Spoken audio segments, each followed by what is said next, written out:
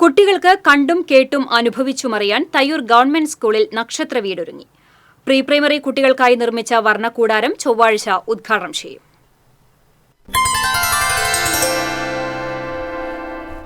കളിയിടം, വരയിടം, ഭാഷാവികസന ഇടം, കരകൗശല ഇടം, ഗണിത ഇടം, ശാസ്ത്രാനുഭവ ഇടം എന്നിങ്ങനെ 13 ഇടങ്ങളാണ് നക്ഷത്ര വീട്ടിൽ ഒരുക്കിയിരിക്കുന്നത്. കളികളിലൂടെയും അനുഭവങ്ങളിലൂടെയും കുട്ടികളുടെ പഠനാന്തരീക്ഷം ആസ്വാദികരമാക്കുക എന്നതാണ് നക്ഷത്ര വീടെന്ന പദ്ധതിയിലൂടെ ലക്ഷ്യമിടുന്നത്.